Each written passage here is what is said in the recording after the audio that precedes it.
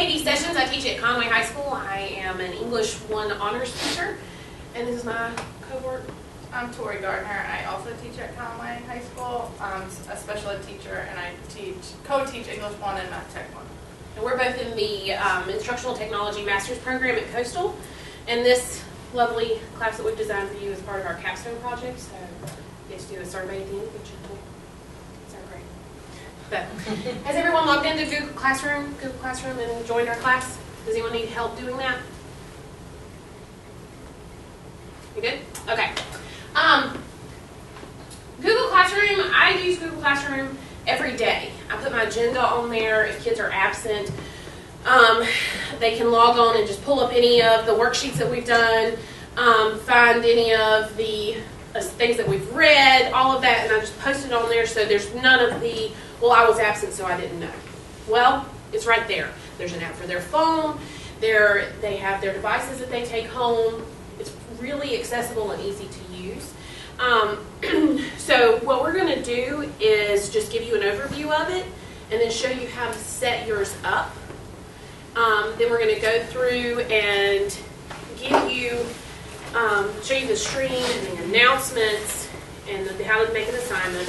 We're going to show you how to create and use Google Forms and use Google Drive and Google Docs.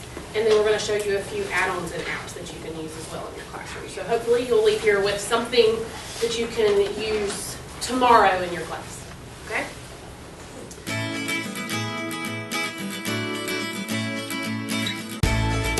But the first thing we're going to do, I'm going to go into Google Classroom and show you, and this works best if you use Chrome. So if you've logged in under Mozilla or Internet Explorer, is horrible, don't use that for this, but it's best to use the Google Chrome. So you go to Classroom, for those of you that came in a little later, it's classroom.google.com, and automatically pulls up all of my classes. So obviously these are the ones that we're in, and these are my classes that I teach, and this is one that we joined in a block party at school. But it's really, really easy just to set up a classroom. If you haven't done it already, all you have to do is click the plus sign and create class. And you just name your class, whatever you want to name it. So you guys can do this while we're doing it, just to go step by step. But when you make any announcement, this is what I do for my agenda every day. I just type in the date and type the agenda that I would put on the board, what we did that day. You can attach a document that you just pull up from your actual file, so you can select files. You can get stuff also from your drive there, or if you click the drive, it pulls up all of your folders in your drive. And then you also have, this is really cool, you can just search on YouTube and find a video. So I'm getting ready to start Julius Caesar, so I would do Shakespeare, and it pulls up all of these videos about Shakespeare, and all I would have to do, click that one, add, and it puts it right there for them to get to. What did you click on to do that? The little box that has the play in it.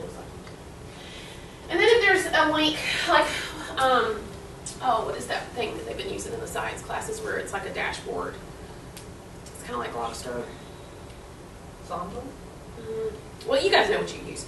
But if you use any like digital dashboard, or you have, if you even want to link to the Moto account, if there's something on there that you want to use, you can just click the link and you can paste the link for whatever website, the Google Docs, Forms, you would put that here, and everything just loads up. Edpuzzle. It might be something I can't remember. But so all of that's there, and you would just post it, and it puts it up there for your kids to see.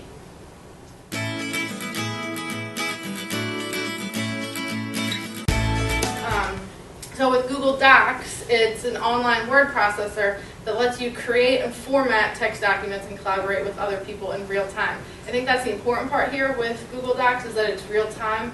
That if I create a document and I share it with Katie, that we can both be working on the document at the same time, and we don't even have to be in the same room. When we were creating this session, we were working with our district tech person, and I was on the document, Katie was on the document, and the tech person was at the district on the document, and we created the agenda together, like with all three people's input. Then Google, I think it was Google Chat, stopped working, so we actually chatted live in the document.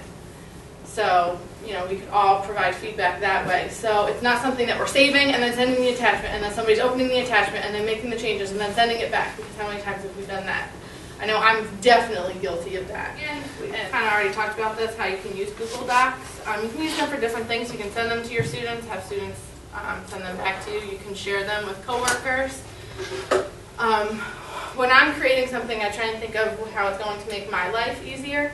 And I am a special ed teacher, and I'm the special ed department chair, and it comes with collecting a lot of data from the students, from gen ed teachers, from the special ed teachers, from administration, and things like that. And as far as Google Docs, one way that it can make your life easier is data collection for specific students.